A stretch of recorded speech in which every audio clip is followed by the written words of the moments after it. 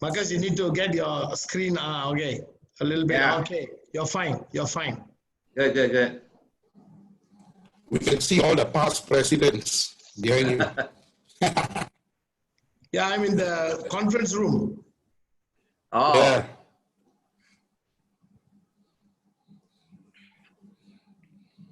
The words come out properly, huh? Past president's role, huh? Okay.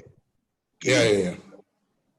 Because sometimes it goes upside, it turns upside down. Oh, that's because of the mirror image. You can change that. Sheldon, you can. Okay. Are we? Yes, I'm going to share my screen. Okay, shortly. we only have got 50 participants so far. We got 200 out of 250. Hi guys, good morning. Good morning, everybody.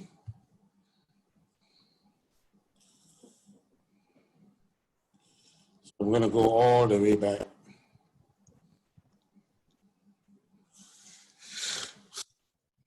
Okay, we were just waiting for a few more people to come in.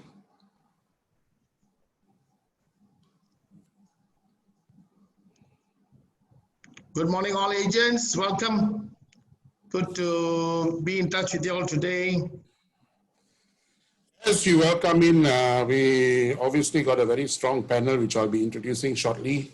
I think we give it about a minute or two to sort of let people who are clocks are 5 minutes behind to join in. Normal. I want to say Malaysian time, but I don't want to, you know. Now we call it the COVID time. No COVID traffic. culture. No traffic was still late. Because from upstairs to downstairs, you know, slow walk. But we save a lot of time because of the Zoom thing.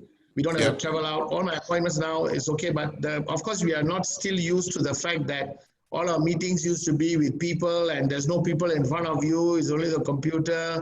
Yeah. And you and God, that's all. So it's a little bit strange, but I think we're getting used to it. Yeah, I think, look, there's plus and minus for everything.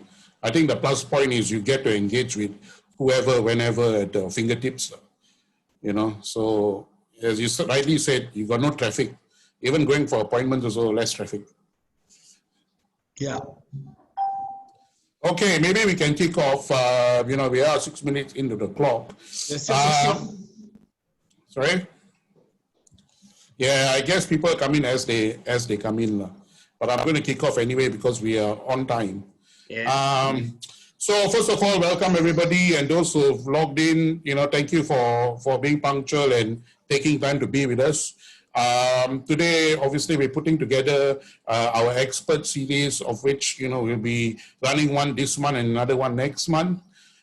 We thought it'd be timely to sort of cover, since we're in the RMCO period, the aftermath of the COVID-19. So, you know, we looked at 3 months worth of data, particularly March, April, May. We are still in the month of June, so we're not going to sort of really reveal June numbers yet. But we are tracking some data week on week, so I'll share that with you as well.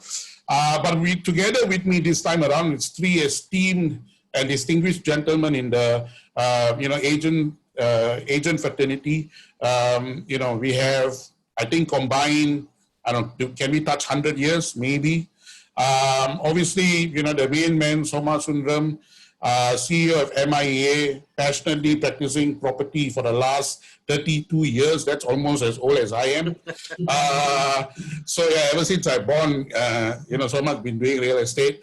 At the same time, he's also, you know, not just a CEO, but you know, he's also expand his knowledge and shared it with quite a number of agents in the industry. He's also the chief trainer in MIA, having trained over 33,000 RENs. So I'm sure almost everybody who's logged in has got some part of knowledge from him from the industry. Joining me as well is Aaron, who's the Group Vice President of IQI Global. Aaron has built a spectacular property marketing empire from ground to currently over 3,000 professionals across 10 countries. So IQI Group has set, you know, numerous industry records under Aaron's stewardship, having over 1.5 billion ringgit in revenue in 2019 and aiming to continue that rapid growth though. So welcome, Aaron. last but not least, definitely Marcus, who's the founder and CEO of Propnex Malaysia. Propnex, as I know, is a very big agency in Singapore. I'm sure they'll do the same in Malaysia. Founded Propnex in Malaysia since May 2018 and more than doubled the number of agents within a year. So well done, Marcus, on that. And now leading over 500 Propnexians, as they call them, with regional expansion in Johor and Kota Kinabalu. That's our esteemed panel. Welcome, gentlemen. Thank you for taking your time to be with us and to depart your knowledge with our audience. Pleasure. Okay, now just before I start, I want to go through some housekeeping rules. Number one is obviously that it's meant to be interactive, so we will encourage you to ask your questions, but the manner of which you ask your questions is very simple. There's a Q&A tab at the bottom of your screen. You click the tab, you type your question, and we'll be able to capture it. And then we will go through the questions at the end of the session. We will have 1 hour of speaker sharing, so you'll have proper context around what we're trying to depart to you. At the same time, we will then allocate about 30 minutes in answering and also discussing some of your questions. Also at the end, please take part in our poll. All Property Guru agent partners that take part in this poll will qualify for add credits as a lucky draw. So you can see there's a poll button at the poll tab at the below of your screen. At the end of the session, feel free to engage in it, and what awaits you is obviously some add credits. Okay, so today I'm going to cover a few data insights that I will share with you. And the two things that we will probably really cover more in depth is what are property seekers looking at. So that gives you a bit of tools and data to work around your activities on a weekly, daily, and monthly basis. And also market trends and opportunities for agent. That's what we're going to cover from our end. So let's look at what property seekers are looking at. The first is, you will notice in this screen, I'm sharing with you location, right? So if you look from March to May, the biggest change in terms of location came about in areas that, in states that we don't normally see, right? Now you notice immediately Putrajaya and Selangor, where we normally get the most amount of activity, had the most severe number of drops. So people were more actively looking in states like Johor, Penang, and Kuala Lumpur, right? But that's the least. So Johor and Penang.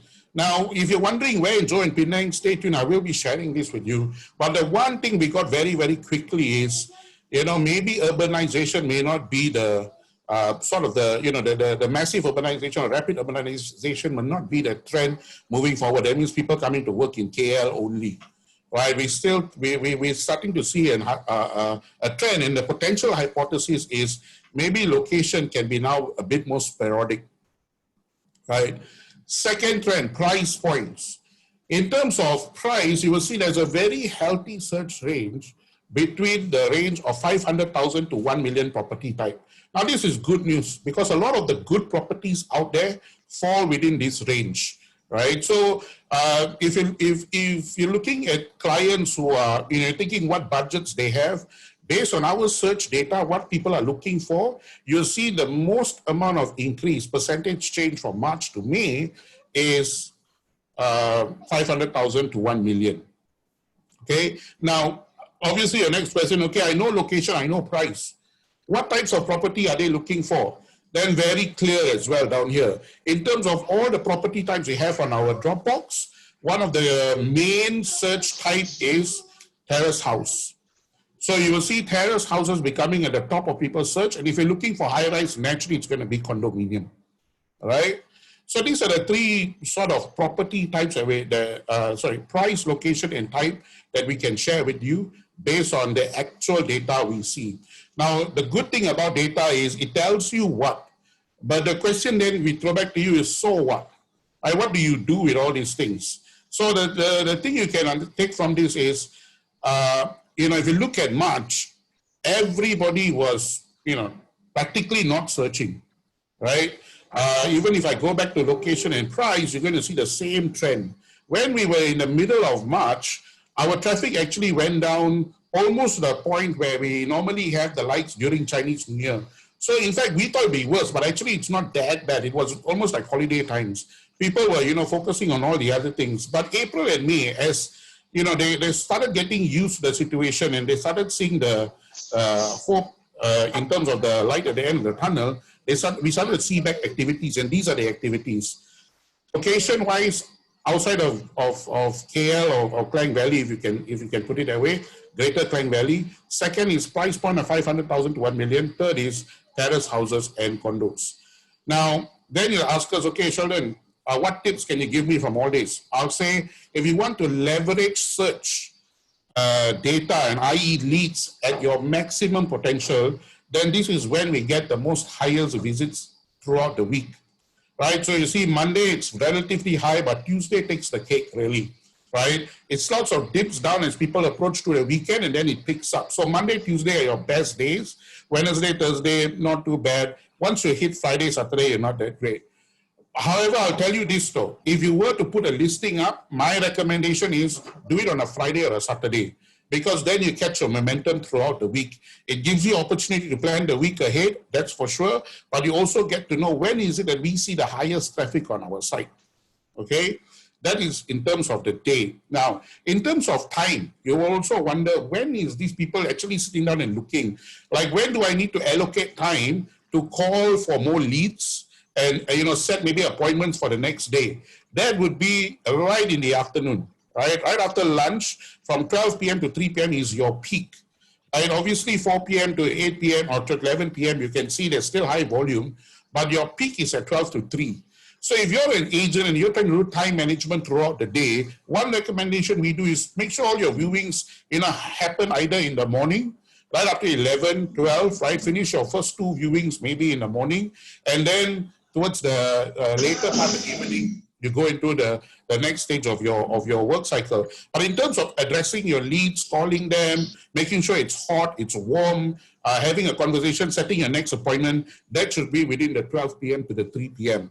And that's the kind of tips that we can give you based on the data we see.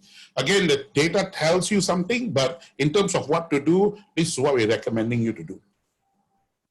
So when it comes to opportunities and agent partners, you will see this trend in terms of searching for properties. And I can tell you property is very related to people's lifestyle, challenges, etc. So we'll just take the crisis as an example. When we first hit it, when the MCO was extended to 28th of April, you see it being at its lowest, okay? But this is already probably roughly about 3 weeks into the MCO period. Then it got extended again April 23rd, okay? Now, after you see people starting to adjust, you see searches go back up. All right, then, hey, May 4th, CMCO begins, business start to open. But then when they get the news, hey, the cases are actually not that great, spiking up, going up and down, you see that follow that trend as well. And luckily, CMCO, we're starting now to see that upward trend. It's moving in one direction. We're pretty confident come July 1st, as the government is talking about really opening up the market, we're going to see the surge go up, because there's a lot of incentives as well in the marketplace. Don't forget, Penjana has been announced. There's a lot of incentive for property buyers. Obviously, how they take advantage of that is down to their financial standing, the number of properties they have, etc. You guys will be the best professionals for them to consult in order to take the right action. But one thing's for sure though, the appetite for property is there. In fact, we think it'll be better because of the pent-up demand that's going to come back into the market. Right? Now, I did promise you around locations other than just the state, where in those states, and I can tell you again from the state's point of view, in terms of week-on-week change, this is from the 1st of June to the 7th of June, you can still see Johor and Penang. Right now, Selangor is obviously in those buckets as well. KL is starting to see that, but the biggest activities are happening in Johor and Penang. So for the regional states, this is good news for you, because that just shows there is demand down there in the market. Right? Now, where in those states, Johor in particular, Iskandar Putri, Johor, Pasir Gudang. Now, I'm not very familiar with the locations in Johor, but I can imagine Iskandar Putri, given all the activities and all the hype over the years that has been there, and with some maturity in terms of its development, and it's not against city center, so that's where the potential is, right? If you look at KL as well, it's Cheras and Bukit Jalil. Now, obviously, KL, you're not talking city center. You're talking away from the city center.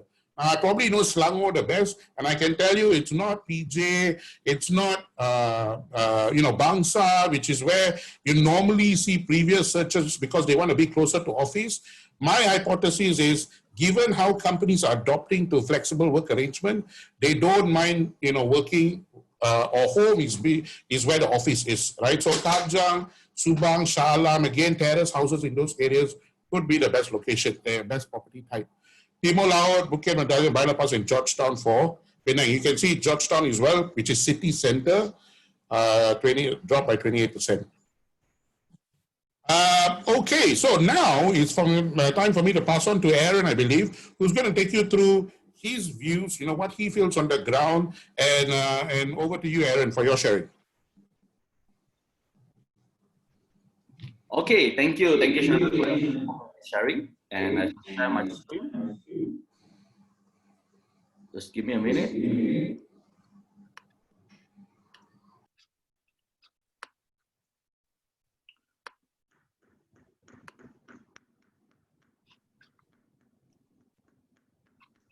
Sorry, I think I just need to look back my slide. Just give me a minute, sorry.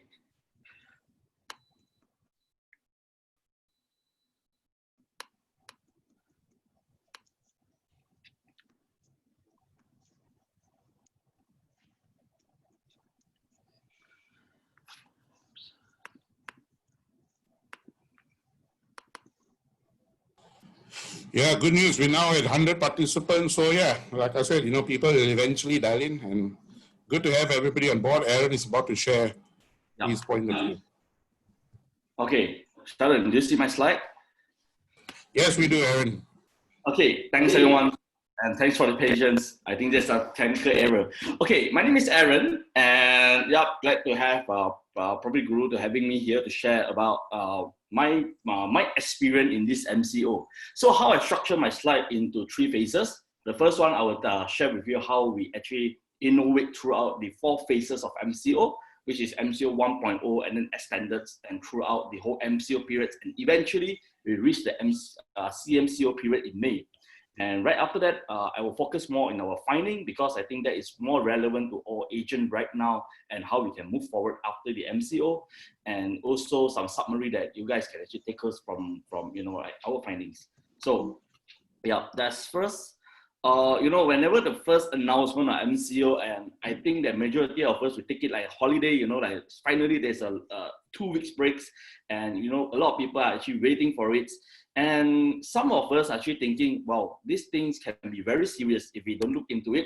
And a lot of people having this question, after the first few days, is real estate industry going to collapse or not?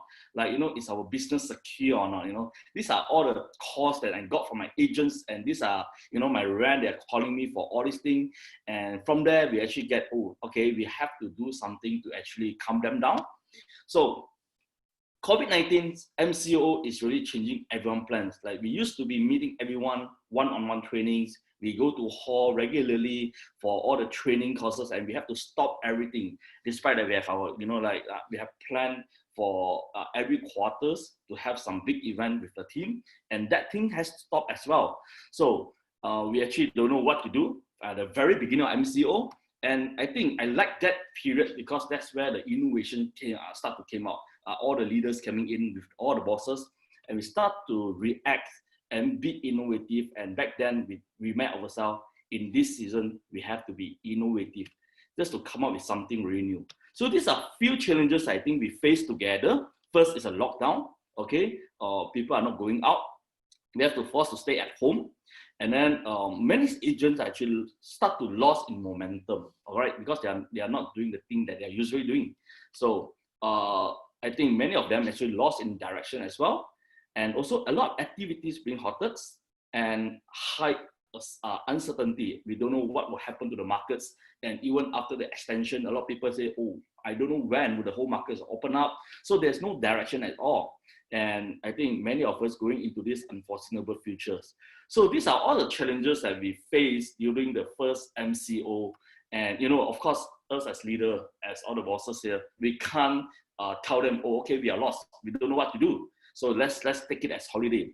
So these are things that we actually do during the periods. And these are all the innovations that we came up. first, we don't think too far that we can close sales online, but what we want to do is at least we move certain things from offline to online. So first, we want to move motivations, okay?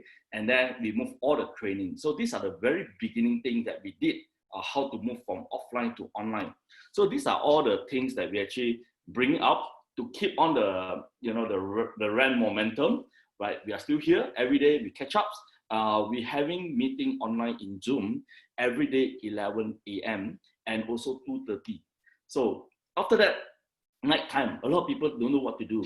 So we came out with an idea that, okay, why not we having these 14 days, because the first was 14 days. So we're having these 14 days, we got all the leaders came out just to share something that probably usually they're too busy to share, or some ideas that they can do. So every night at we do a Facebook Live, 8:30 p.m. So that's to actually just to motivate our agent. And since it's a Facebook Live, we also do it for the market as well. If any agent wanted to learn something new, they can actually came over and just learn. And we also extended this to all the salesperson industry, like insurance agent or MLM. So these are all the things that we actually share to the markets and share to our agent what they can do from every day. So we actually cover morning, 11 a.m., 2:30 p.m., as well as 8:30 p.m. kind of like trainings to all our agents, keep them busy, keep them motivated, and let them shift their mind from some of them are really negative to positive. So these are the 2:30 thing. So we call it event. So we actually do more on this type of training from different languages. So this is actually to cater to different person needs. So that come to phase 2. Actually, phase 2, we find that a lot of agents start to like worried. They start to scared about, hey, like these 2 weeks has passed. If I take it as holiday, I can't be keeping on holiday. So we're actually trying something new that, like how do we adapt to new normal? If this will continue, what can we do? And the sales figure is still something that very important for all of us.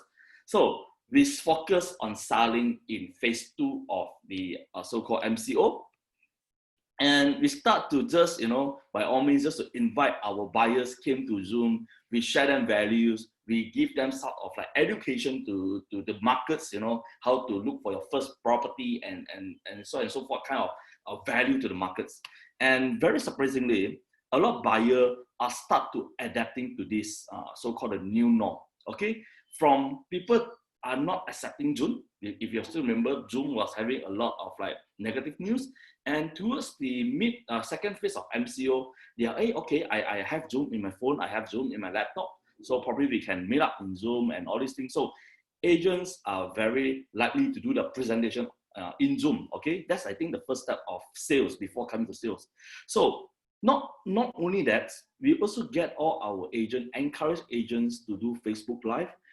That is just because if they say, I have to do Facebook Live, I need to prepare topics. I need to really prepare for it. And then, like learn something new. Because like for me, myself, okay, I never do Facebook Live individually. I only do Facebook Live like together with my partners for like less than 5 times. But throughout the whole MCO periods, I force myself to do at least 1 or twice Facebook Live. So with that, I actually learn something new and I pass on this culture to all my team members so that they are preparing something positive to the markets. So these are all the things that we did throughout the whole MCO periods.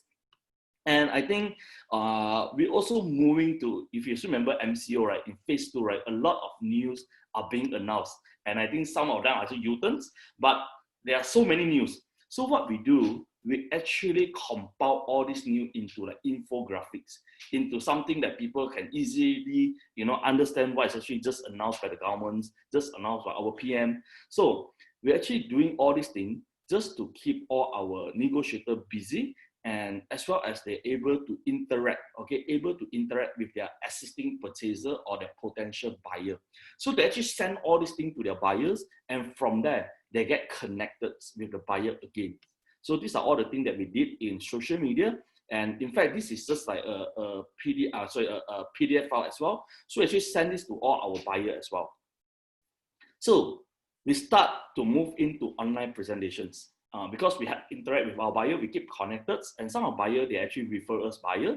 And that's where we start to be active in moving buyer to the Zoom. and we did a lot of presentation. However, we don't tell them that, okay, we are selling this property. No, I think that buyer would accept. We give them something in terms of value, and then we subtly promoting the property, and market start to accepting this kind of so-called the culture. So that's where we introduce our very, like we have prepared this for many years ago, but no one really use it, the 360 kind of pictures, and during the whole MCO periods. And I think all agents start to appreciate all these 360 showroom. And we also realize one thing, buyer also okay with it. They feel that they can really feel that the space of the showroom, because like no one can go out, the showroom is closed, and they really start to place booking by just looking at 360-degree showroom. And I think that is something that we worth celebrating like in second phase of MCO. That's where we came to third phase of MCO.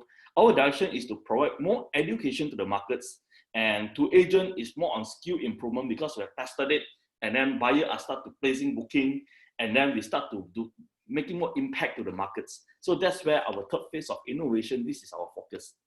So we do more on cross-border education. Actually, this and one of my friends in Singapore. So we actually share more on how we are actually leading a team during the MCO periods. So from different perspective, but in the same industry, we learn from each other. And this is more to social media. So we're actually getting gurus from different industry came in to share. In fact, this is a Facebook Live, it's available for everyone, so that many people actually get motivated, they get more directions, they know what to do, because by then we still don't know when we're actually like a CMCO. We have brainwashed ourselves that this thing will just going on and going on. So we have to adapt to the new normal. This is where if you don't work for money, the money will come for you. So we start to bring in more speakers to enhance more value to all our fellow agents, and we make it to Facebook Live, so it's available for publics. And that's where I think that I need to change myself as well, because I think a lot of our agents also start to adapt to the new normal. So that's where I launched this property entrepreneur course, is to adapting to in a way that we don't train agent by adapting to Zoom, doing Facebook Live, and this is not usual for us previously. So right now, because of this thing, we have to re-strategize all our training materials, and this is our first thing that we did. I actually changed the mindset. That's just for information. The purpose of this property entrepreneur is to changing the agent mindset to be an entrepreneur, to ready to react to these markets, even though they may be very familiar with roadshow, which they can't do it right now. They may be very familiar with showroom presentation, they can't do it right now. So with an entrepreneur mindset, they need to react to any situations and adapt to it, and then come up with new strategy, just to do something that that they usually can't do it, but with the same result. So that's where our fourth phases, and this is fourth phase of MCO, and I think this is the last phase of MCO, and after this will be CMCO. So I think we are adapting to the new online field and expose in the market. We get agents to actually do more exposure in the market, so that the buyer can actually know who are they. But bear in mind that home Malaysian actually staying at home. No one's going out, no shopping mall. So we actually get more agent to do exposure, get connected, like all the infographic, all the PDF, all the so-called ebook or e-version of a digital version of like material, just to share to all the buyer. So because we have all the time and we can just do anything anytime. I think most of us sleep not in the usual time, but actually we sleep quite late in night. So we actually change our agent mindset of instead of playing PlayStation, watching Netflix, or just do all the leisure thing, why not do something productivity, so that the buyers can connect with you. And so the new potential buyer will actually look at you, they know you, you catch their attentions, and from there you can interact with the buyers. So towards that phase, we notice one thing. Our team bonding is actually like a few months already. We never have any activities unlike before. We go out for parties, we go out for like karaoke, but now we are not having this. We can't do this. So what we do is we start to focus something on online bonding. So this is something that we actually share on the secrets of how this individual, they managed to close case during the MCO to all the public via Facebook Live. And these are the things that we actually started to come back with a new way, with an online way like Zoom, doing online one-to-one meetings. because like we are too busy with all the new things, new innovations, and I think we have to start to come back to the fundamentals. Like people still need coachings, all right? And then we have to come back to the group meetings, okay, like leaders meetings, and then not to forget the recruitment plans, strategies, as well as we start to implement something like team bonding. So I think one of team bonding that we actually did is actually we start to notice all the birthday. We used to be celebrate in any of the restaurant, but now we try to get everyone, whoever that can just join in. I mean, right? By then it's like everyone stay at home now. So we just send out a link to celebrate someone else's birthday in Zoom, connected, just to chit chat, nothing about works, but just for leisure. And I think the bonding start to come back. So these are all the things that we're actually building confidence and readiness to be on social media. In other words, okay, within our team, we want to actually move away from camera shines. We encourage people to move away from camera shines. If you try to challenge this one, you're able to open up the opportunity in YouTube, because you can start to film yourself. You can share more value in the form of video. You'll be in YouTube, you'll be in Zoom, you'll be more in Facebook or Instagram or even TikTok.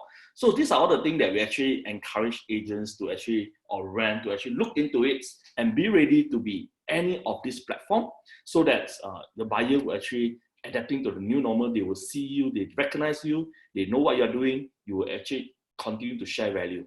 So I'll focus a little bit here because I think this is more relevant. Like what we find is that referral markets really keep us alive during the MCO.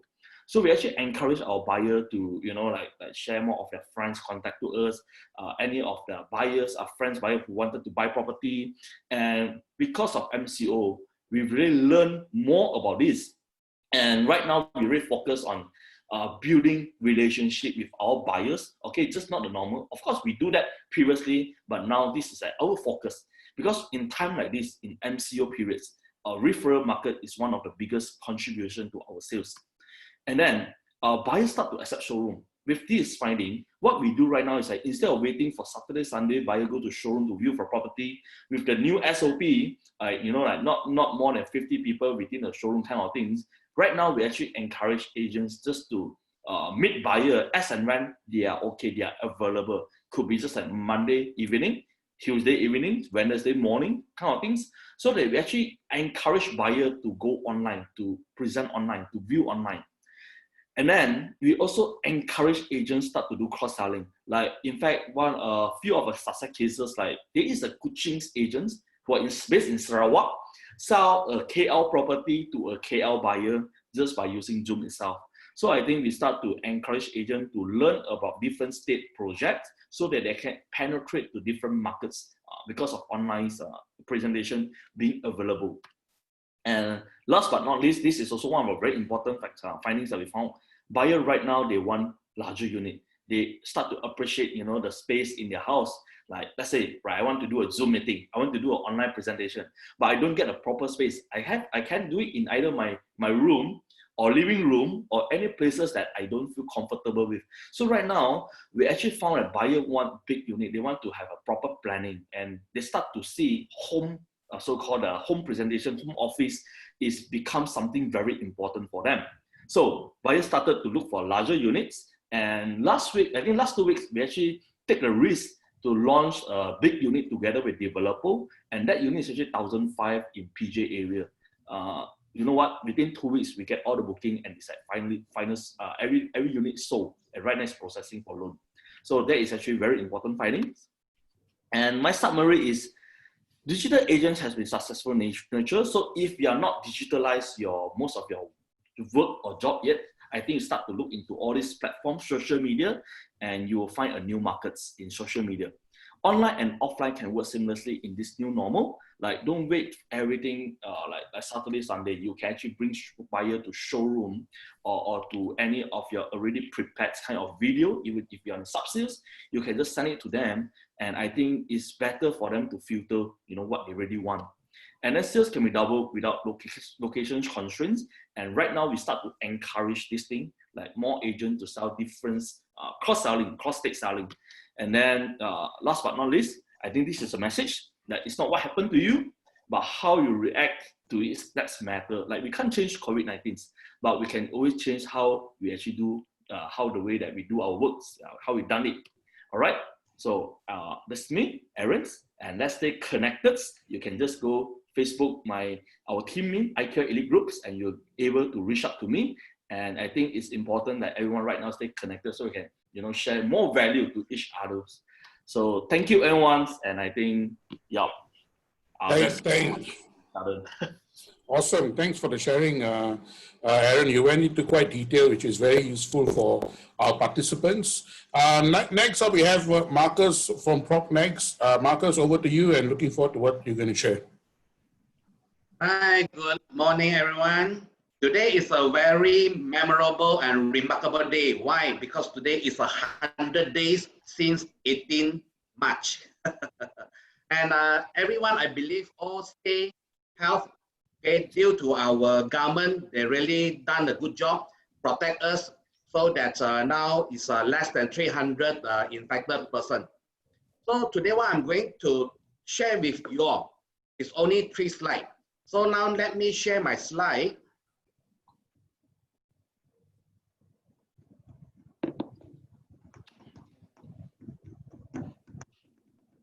Okay, so I like crisis. Because why? Just like this round, pandemic proof.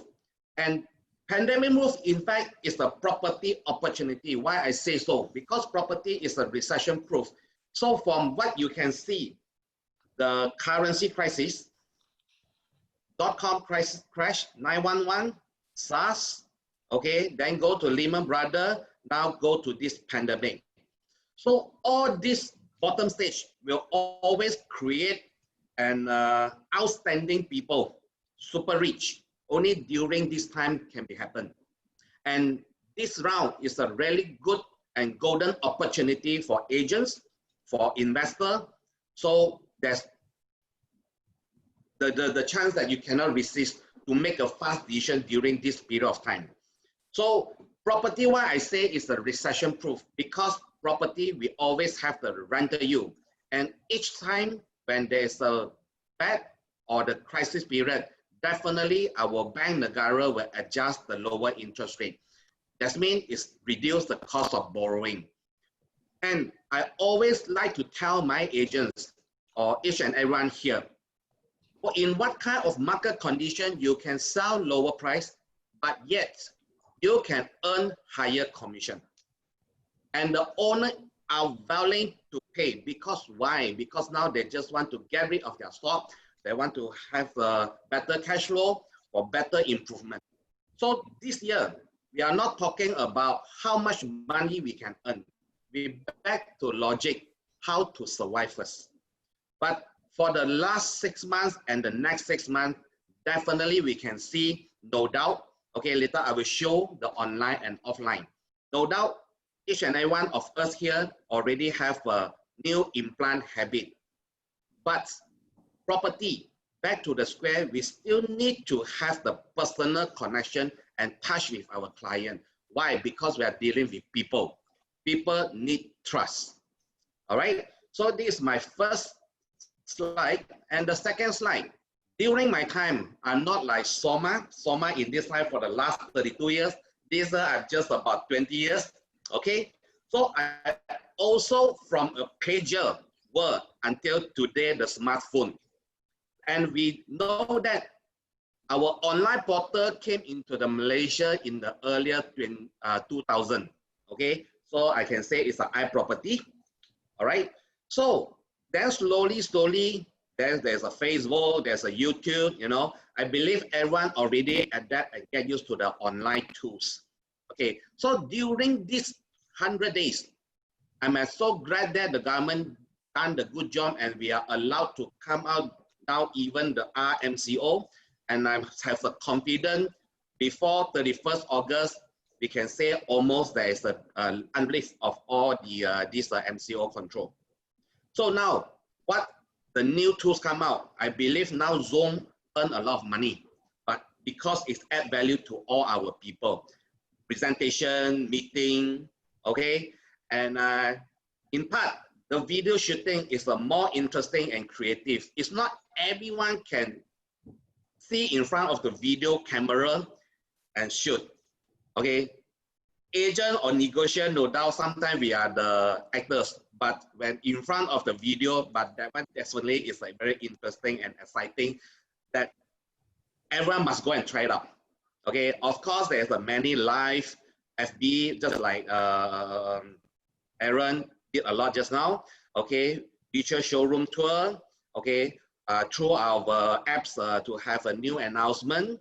Okay, this one I always keep on emphasize GTA. Some they put GPS. Okay, day one I've been an agent until today. I just focus on my GTA, no elsewhere, because the market is so big. But only by focus on your GTA and enhance your GTA area, then your result shall be different. Okay, but of course, due to the competitive market right now, many agents or negotiators, they need to brand themselves. Whether they like it or don't like it, this is the trend. Okay, especially for the Z generation.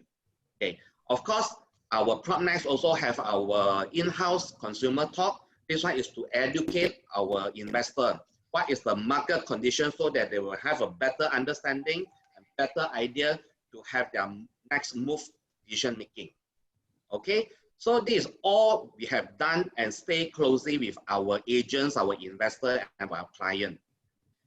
And of course, PropNext is very concerned and particular on the culture. We always believe training will be the only result that can change your result.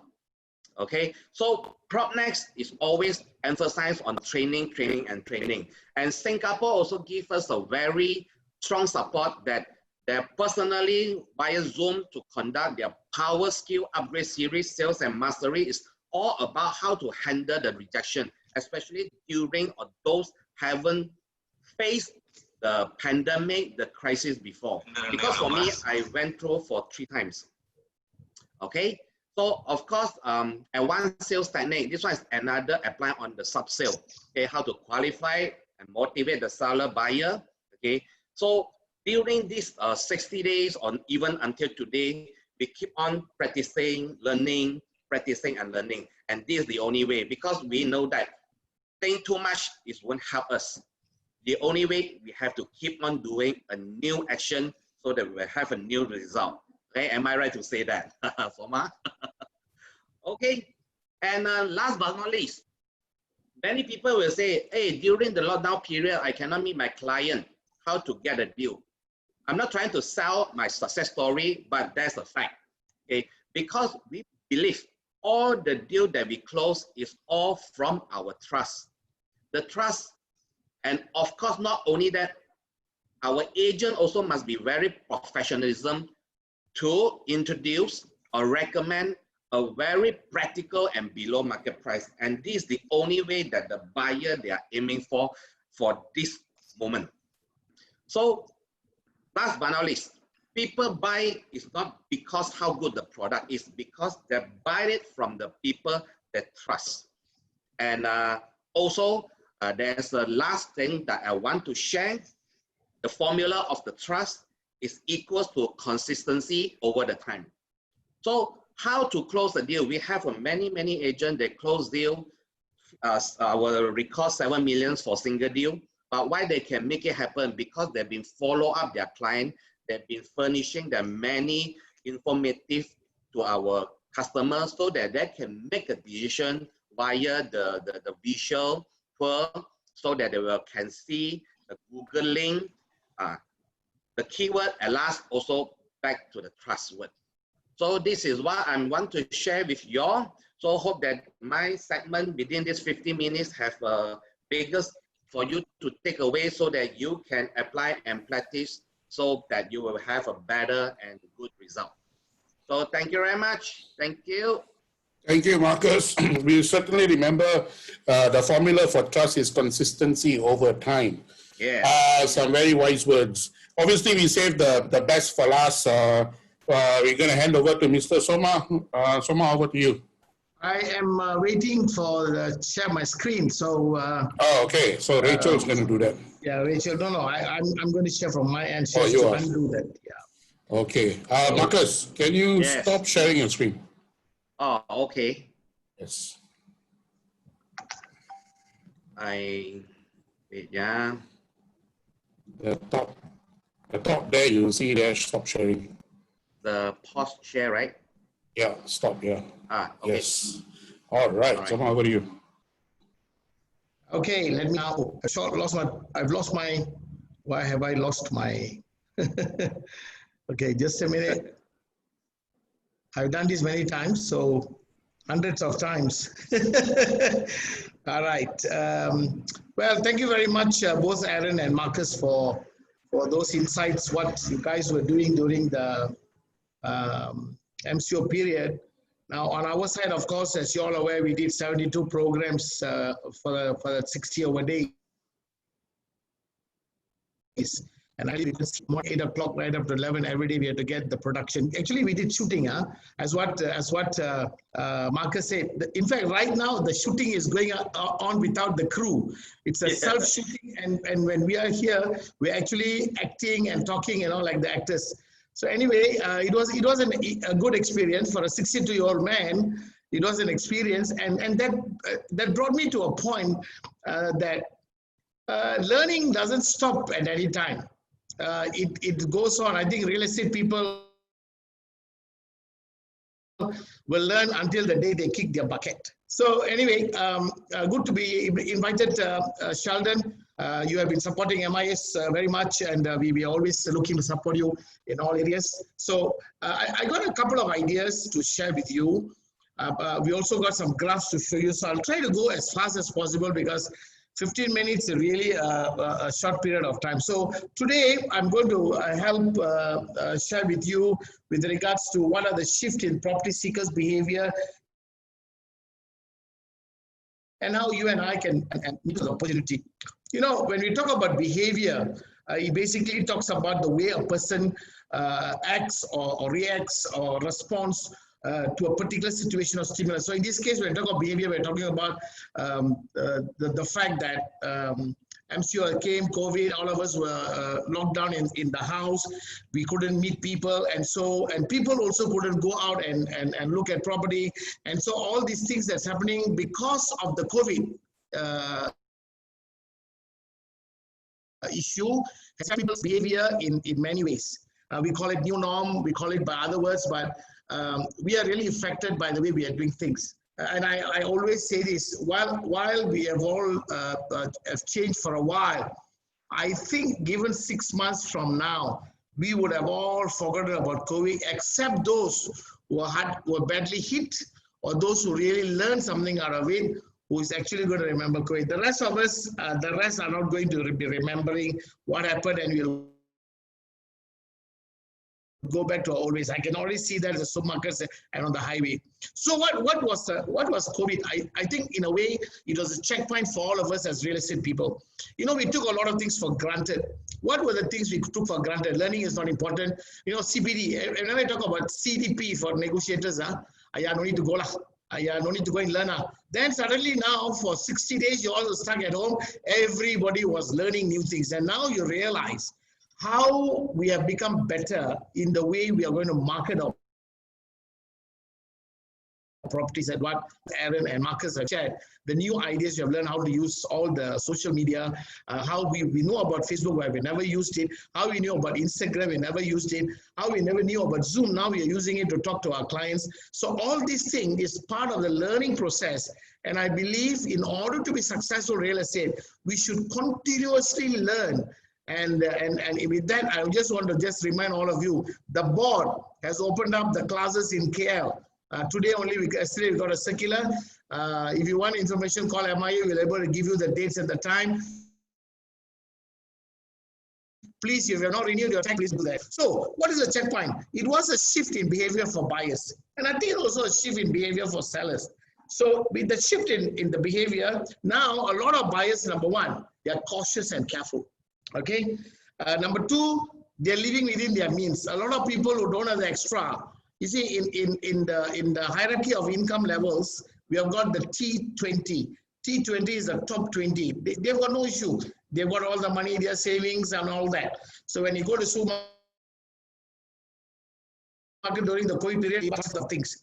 Whereas the guy who don't have the money, the middle income group, who had a little bit of money, which is the M40 and the bottom 40. So these are the people who are really affected because of the cash situation. They have lost their job or they have got less income. So now they're all living within their means. And even those who are rich also, now they're careful because they do not know what is going to happen next. So they're careful with their expenses and how they're going to put their money into investments. So they only buy what is necessary. So looking at this, there's also the opportunity for buyers who are waiting for an opportunistic buy. They've got the money, they're waiting for a good buy, and they're all out there with an eagle eye waiting. So whoever agents who are able to see them and give them what they want is going to make a lot of money. So this was a checkpoint for us. All right, and then of course, next question that we were asking was, has the market shifted? So if the market has shifted, then you have to change your mindset. So what as both Aaron and Marcus were saying just now, they have gone out there trying to do new things so that they'll be able to go penetrate the market in a different manner so that they can reach out, they can do the presentations, they can do the closing, and so they can continue to do the sales. So we have to change our mindset. And when I was thinking about this, I remember this good old quote that I learned, I think 25 years ago, when everybody was talking again 25 years ago, I was talking about 1990, about market is not good, it's very soft and all kinds. This principle came out from an army or from a navy admiral who was ordered to go into the sea during World War II to fight. And so then there's a group of friends said, hey, you know, you're going to go into the sea. You know, there are a lot of torpedoes, you know, all the U-boats, you know, from the German U-boats. They're using the torpedoes to sink all the enemy ships. And so if you go out there, you've got a great chance of getting killed. You know what the admiral said? I'm here to do my job. I'm here to come my ship into the sea and face the enemy. Or in our case, we are here as agents to go out into the market and see our clients and help our sellers to sell the property. That's our mission. And so he said, damn the torpedoes, full steam ahead. So I want to leave this in your mind when I start talking more, because it doesn't matter whether the market is good or whether the market is bad. And Marcus said just now, if you don't go out and do something about it, nothing is going to happen. Listen. Listening to this talk, all the lessons you go, if you don't go out there and do something about wanting to do a sale, looking at a prospect, talking to somebody, closing a deal, doing a presentation, nothing is going to happen. So go out into the field. So very quickly, let me recapture what happened over the last many years. You know, 2011 was the best year we had in terms of market trend. We had the most number of transacted units in history. We did 269,000 residential units. I'm just interested in commercial, please go and look at the graph at the bottom. Then 2012, it came down, went slightly up. It came down up to 2019. 2017, we hit rock bottom, 194,000 transactions. Overall, also, we were right at the bottom. And in 2018, the number of units went up to 197,000, meaning the market picked up very slightly. We were not sure. At that time, we were not sure. Is it a small rebound, or is it going to be a trend moving up? I think there was last year, we got this report only in April this year during MCO. The market went up again to 209,000 units. So that means the trend, you know, normally in property trends, it doesn't go up and down overnight. It has come down steadily, flattened, and now it's going up. So while it was going up, we expected 2020 really the market to rebound. Then COVID came in. So that is where we are in. I'll link this to the story afterwards. So 2017 was the lowest on the bottom of the graph, and we have picked up in 2019. The question is, what's going to happen in 2020? So And this is a very important point. Estate agents have done over the years, we have done this. We calculated that 60% of the real estate transactions amounting to 141 billion is done by estate agents. So we are doing a fantastic job to the economy, to the country. And so the 84.6 billion comes from the new properties and secondary market. And 60%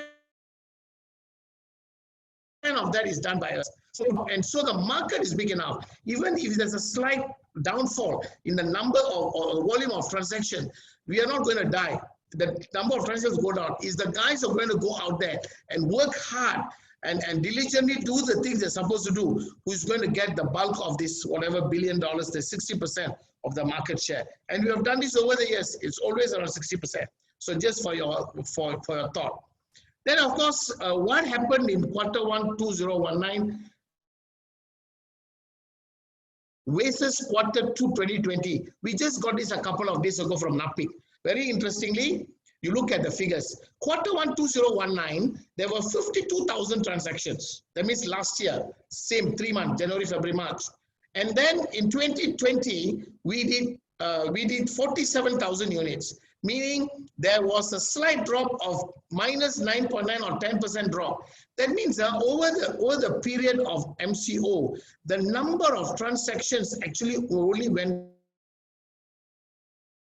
down by 10%. Commercial was 27,000, industrial 32, but because the number of transactions both for commercial and industrial is low, so even a slight change in the figure will reflect a bigger amount. But looking at residential, we are only affected around 10%. Then we look at property subsector for this would be the value. The value has changed around 14%. Between Q1 and this quarter, we have the values have changed by 14%, meaning the prices have come down by 14%. So when we say the market is going to have a correction of an average around 10%, we are not very far off. So this is the figure that we got from NAPIC. So what I'm trying to say out of this is that the shift in the market trend really has not been that bad. It's only a 10% change. Then, of course, what is the sentiment? You know, every time when you talk about people, buyers want to buy, sellers want to sell, it is always got to do with sentiment. So sentiments involves a few things that I've identified.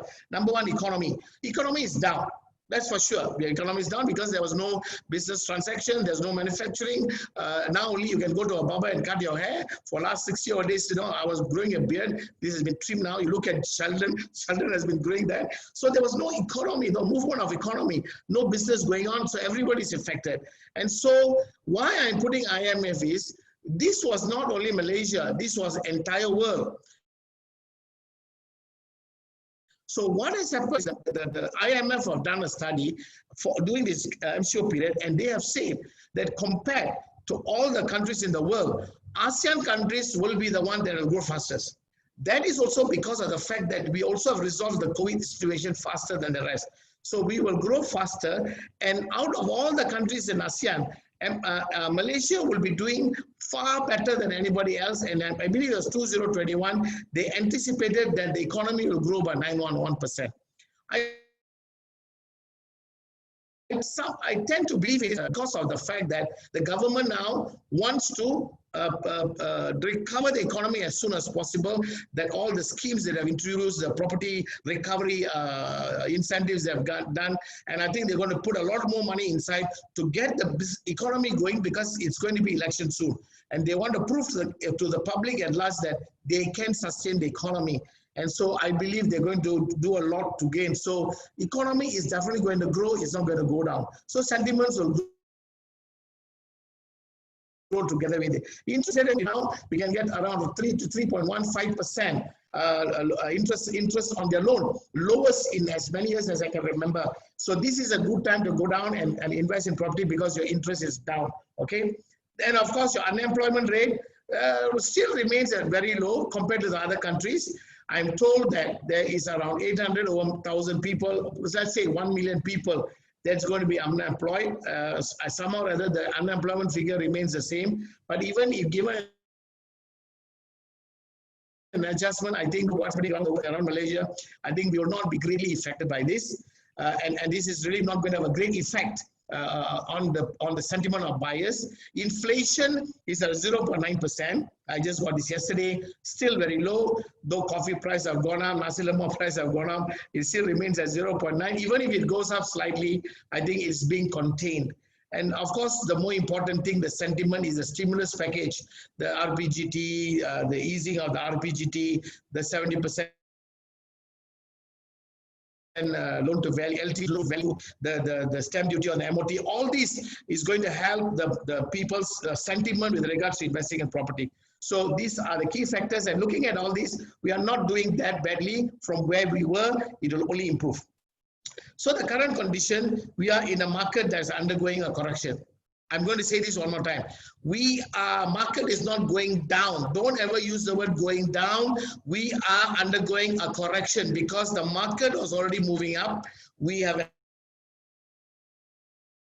having a correction buying. Now, because of COVID, we are correcting ourselves. Economy has to pick up, so there's a correction. And after that, the price will go up because that was the trend.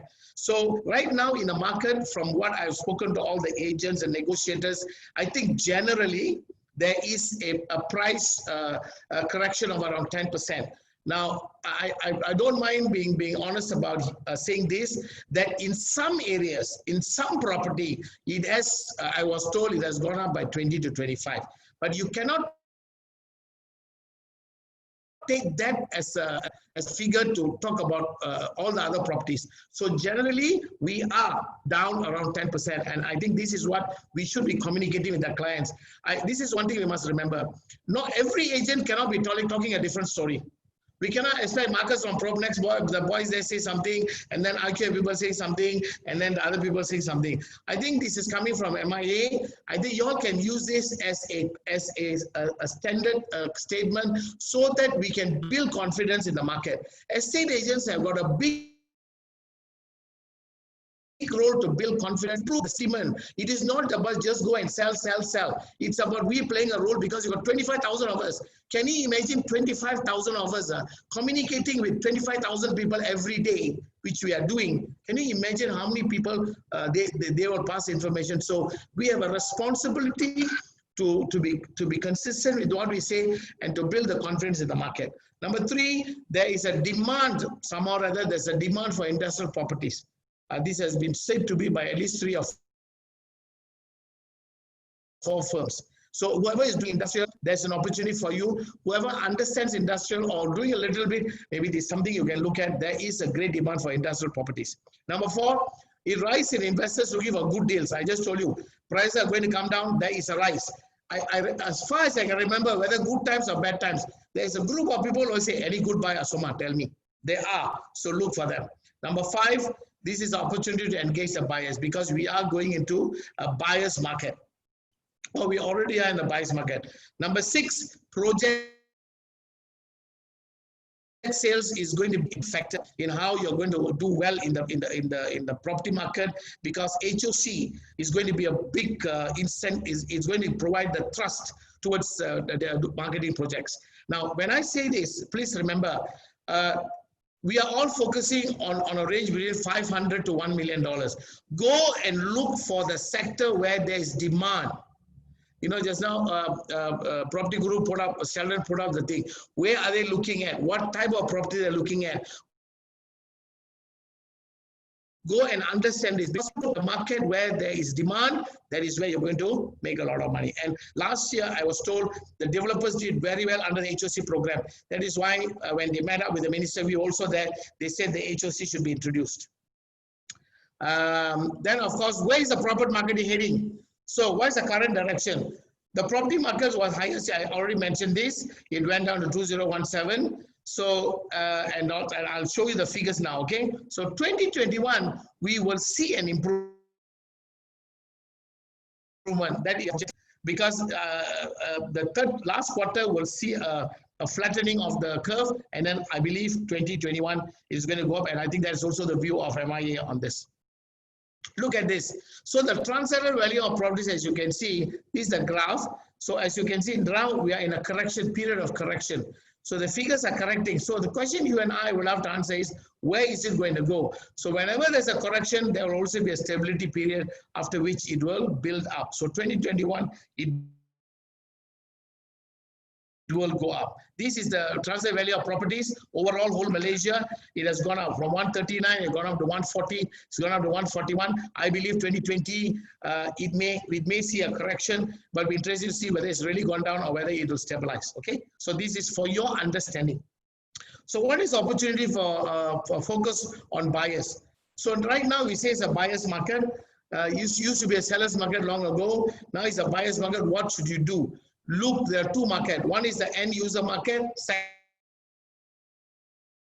segment. The other one is the investor segment. End user market always. Now, I know this for certain. Many of the negotiators out there are not really understand the concept of qualifying. Qualifying a buyer or even a seller should take some time because you're trying to understand what they need. Once you know what they need, then you can narrow down to what they want. By just asking two questions, what is your budget, what type of property, what is the location, may not be able to give an answer towards selecting what property they want. Sit down with them, talk to them what they want, why they want, why, okay, what's the first location? Is there a second choice location? Is there a third choice location? Once you get all these factors, position to find a suitable property that meets their need. So, and again, end user segment has got a lot of emotional quotient. I think Marcus said just now, and I totally agree with him. This has been the philosophy, how much technology you use. End of the day, you need to see eyeball to eyeball to collect the check. No computer, no fax machine is going to send you a check. You have to collect the check personally. You need to collect the money personally. Or of course, the buyer can bang it in. The money comes in, but you need to close the deal. And that generally should be on a personal basis. So end users are very emotional about what they want. So you cannot, I mean, you may not be able to do as many closings for end user through the internet or through Zoom compared to project marketing, where most of them are investors. So you also need to know the investment range. I know you don't use the word budget. I somehow or other cannot fathom why you use the word budget because it's been done before. Try to use the word investment range. What is your investment range from what range to what range? Is it 500 to 600, 200 to 300? Then you'll get a range, and it's better for you to go out there and look for a property that has got a range rather than 100,000, you only can offer him 100,000. Then more importantly now, please qualify. I think we said this during the MCO period. Please qualify your clients or buyers before you go in property. Don't waste time. You go and look for the property, recommend a property, then loan rejected. Why don't you see them, talk to them? Now you got MIA loan check. You also got a PropertyGuru. You can check your loan for free. Go and check their loan whether they're eligible. Then you know what type of property or what investment range that they can actually invest in. So investor segment is a different way of thinking.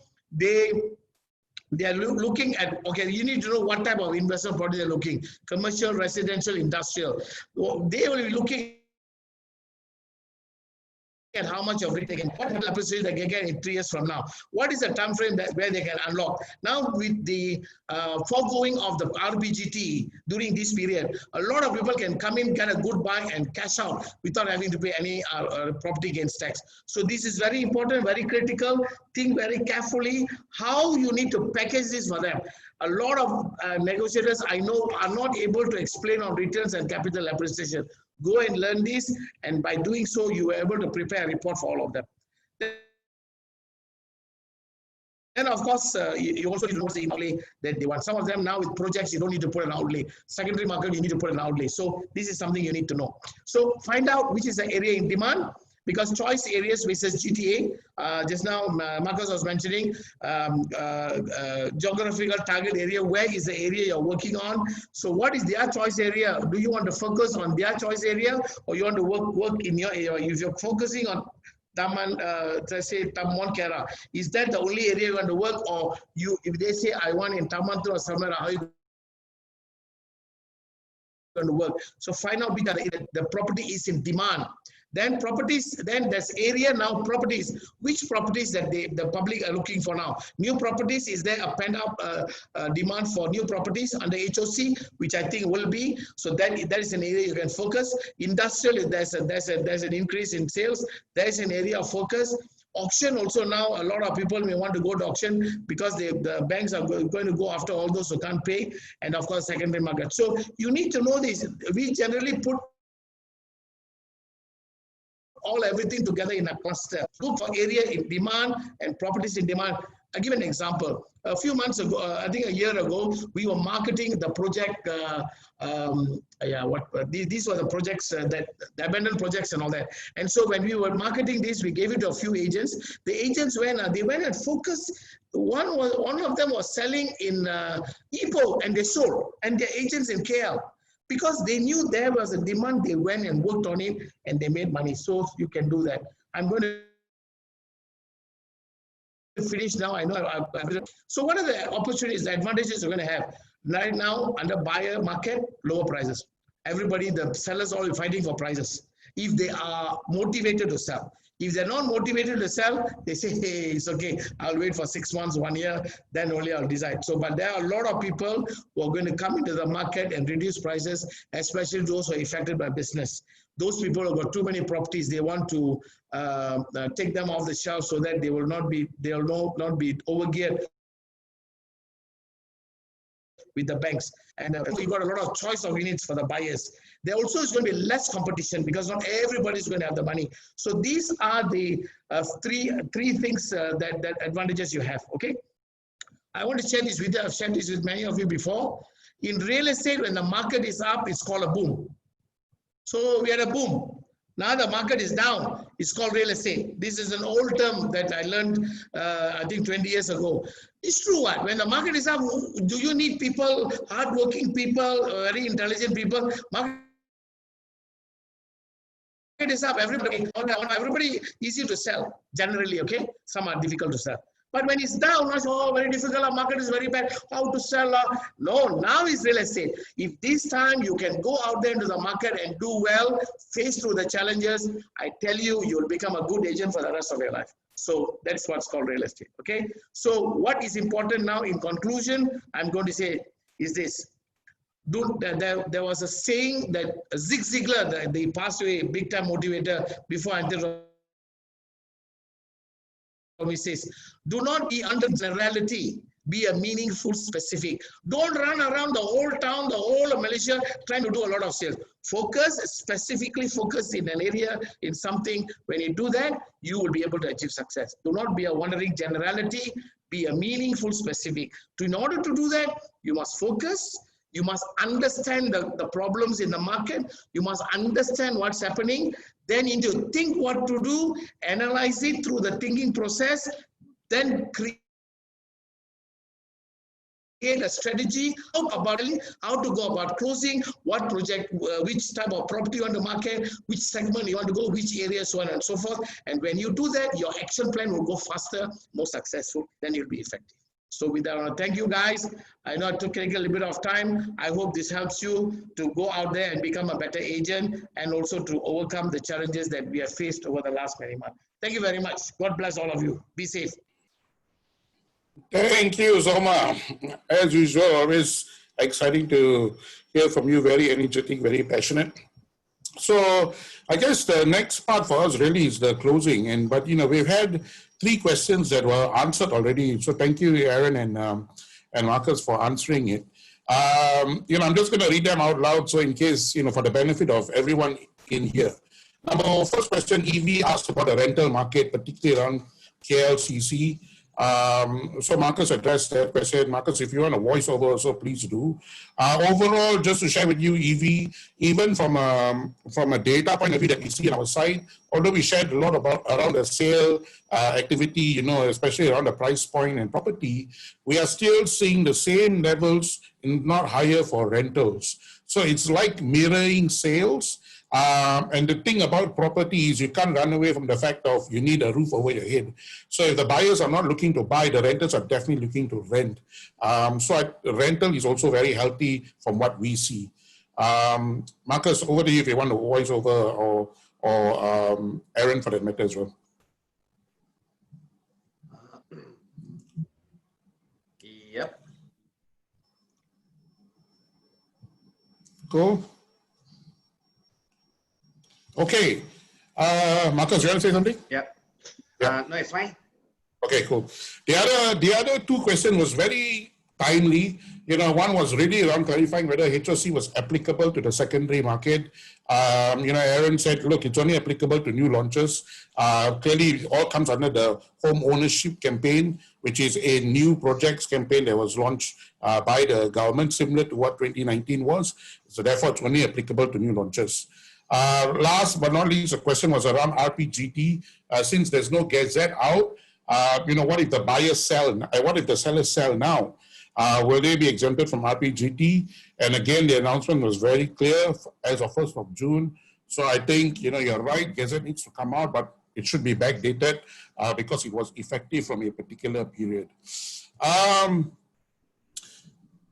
SC come. I think you answered this in your talk. There's not Soma, but what does it stand? GTA. What does it stand for? Okay. The old word was farming area. Farming Right. area means you are now doing real estate listing. Okay, listing area. Where do you list your property? It's not for buyer's market. Selling. Where is your listing area? Meaning, I need to focus on a farm, following the concept of the paddy fields, using paddy field. You got an area, you focus there. So as you know, some of the agencies are very well organized and experienced. Say, I focus on Mont Kiara, you focus on Taman Tun, you focus on Ampang. So you focus on that area and the farming. There now the new word they have changed or introduced is geographical target area. So GTA, geographical, meaning where do you focus for purpose of listing? You can source the buyers from everywhere. Yeah, I hope that answers the question. it does. Another question from Mukriz Mage. Are the bankers ready to proceed the loans in an open manner as previously practiced? Okay, maybe Aaron or Marcus, you're going to take this because I know you guys, you know, as you mentioned, you got buyers who are submitting, so you can share the experience. To be frank, government just announced the third property they're eligible for 90% loan, but as far as what I know, the banks still have the clear policy from the Bank Negara yet. Right. On my side, we have spoken to a lot of bankers regarding the new process of the loan. Yes, they are slow in process because they are still in wait and see. However, if let's say buyer with saving, buyer with the industry that they don't foresee that will be affected by COVID-19, the loan process should be quite okay. It's just probably certain industry and they will require more supporting document. Yeah, and no doubt the bank, they are very conscious about the property market, so they will take a very precautious measurement to qualify the higher margin. So Yes. this is a challenge that we face. Right. Okay. So I guess in time to come, you'll have more clarity for sure. Yeah. But currently, it's still not so black and white, right? I got a question for both of you actually, but maybe I'll start with Aaron first, and Marcus, I have another question for you. So, Aaron, you talked a lot around, you know, the activities of going online and presenting and, you know, Facebook Live. But what do you think are the tips? I think all of you agreed when you're in front of the camera is very different from face to face, right? I mean, the three of y'all, when I'm speaking to y'all, I will listen to you because your tone is so, I mean, you got all the right tools to capture my attention, even though it's digital. Also, what are the tips you can share to say, look, if you're doing a video recording, the environment is different, this is the things you must do? All right.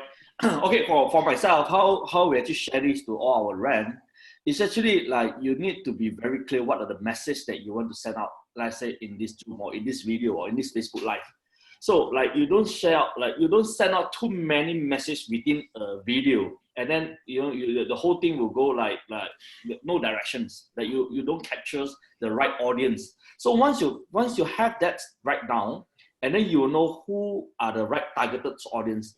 So from there, the whole thing will be very clarity, the message will be very clarity, and you know who are you speaking to. So just imagine that camera is one of that person, it's only one person, and you are talking to him, and that is your target audience. So be natural as it is. However, this need to go through like what Marcus said just now, that's consistency. Like, of course, obviously, if you look at my first live, it's totally koyak. Like I don't even have to look at it. But after a few shows, you gradually get used to it. Just always imagine you're talking to an individual, to a person, to a real person. So with that, I think it helps. And yeah, the message has to be very clear, or else you'll be talking to first home buyer. But after a while, the message start to shift to investor market, and then slowly you're going to rental market. So people don't actually catch it. So just one very clear message to one's targeted audience in any of the video, any of the live. Very useful, very practical tips. Marcus, what I'm interested to hear from you is, you touch on a very important element, trust. And I think everybody knows that, people buy from who they're comfortable, but more importantly, they buy from who they trust. But there's also a saying, right? Trust is never given, it is earned, right? So I can give you 30 days to everybody. I got 3 agents.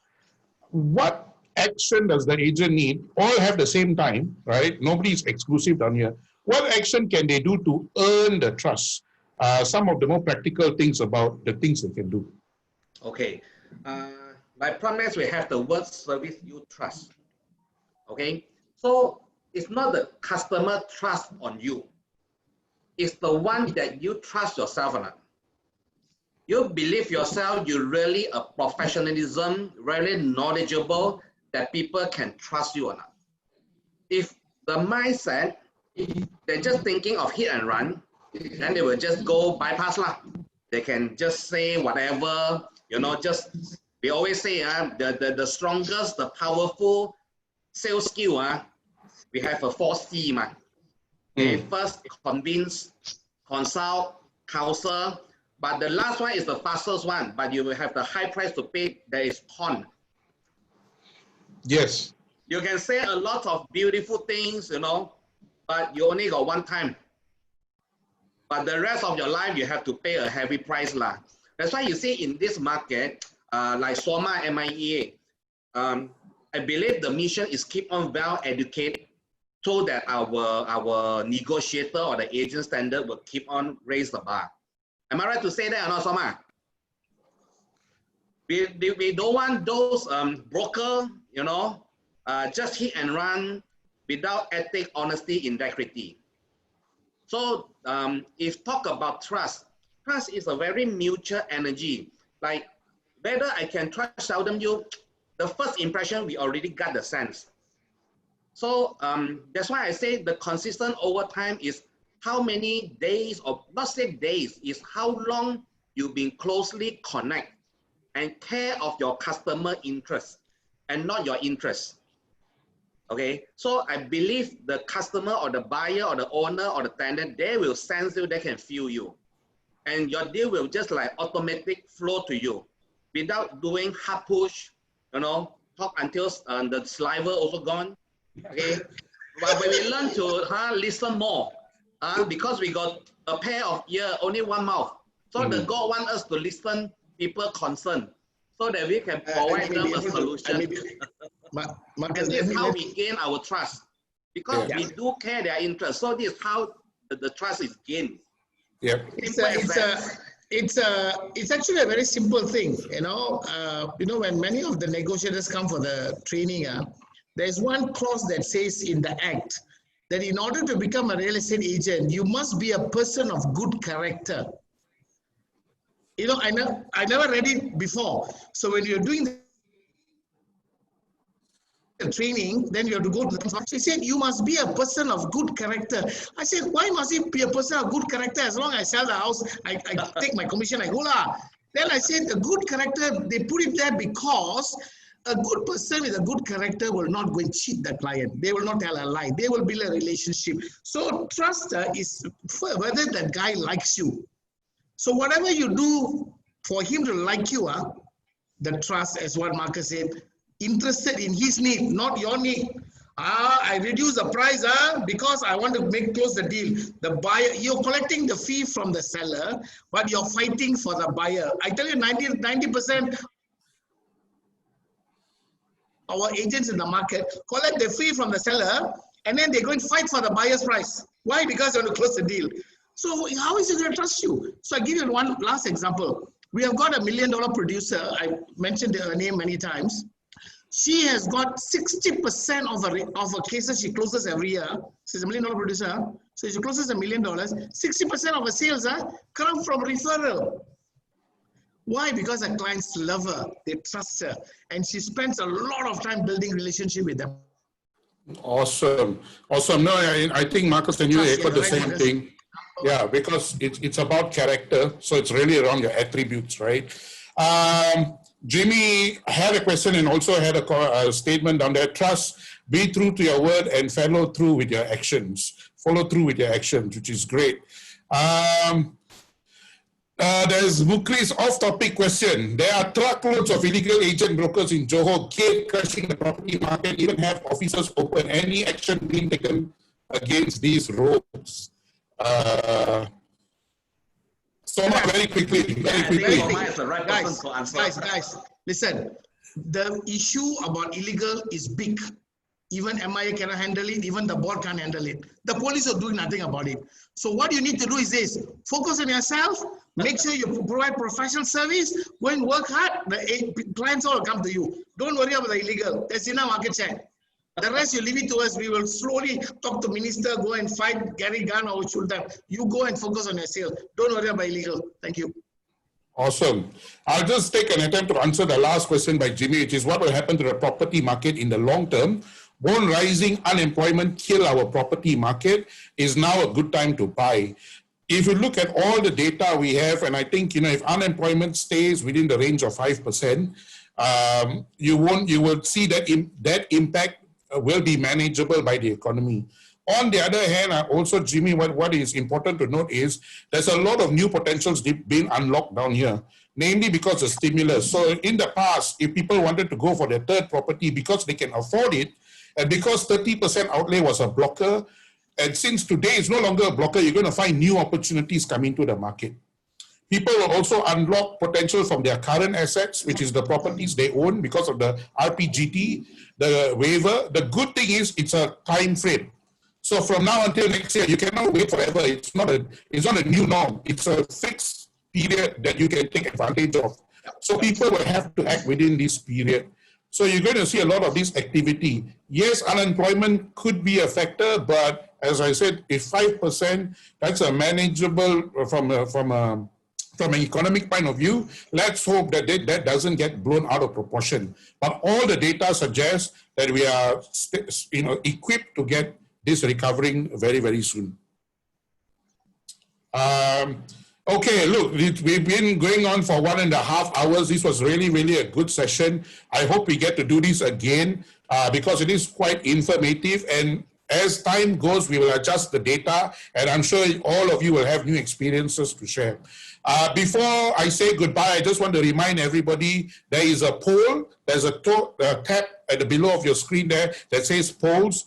Take part in it, and there will be a chance for you to earn some ad credits from PropertyGuru. Based on the information I shared with you, you can use the ad credits to boost, repost, do whatever you want with your ads, because you now know the type, the location, the price, and even the time of the week and the day of the week that people search for property. So good luck to everybody. I hope you all really become very successful, because if you are successful, all of us are. Have a good week ahead. Thank you very much, Soma. Thank you, Sadan. Thank you so much. Sharon, before you go, a little bit of publicity. We are doing the Zoom NCC classes now, and physical class starting this week. Whoever want to come and attend NCC, call MIA. Thank you very much. Awesome. PropertyGuru is talking there. Yeah. And Aaron, Marcus, I hope you guys, really keep your businesses going because, it's really good to read of your successes in the last few weeks. Thank you to give me an opportunity. Thank you. Thank you guys. Thank you very much. Thank you, stay tuned with us. Cheers then. Thanks, Ora. Bye. Bye, Marcus, Aaron. Bye.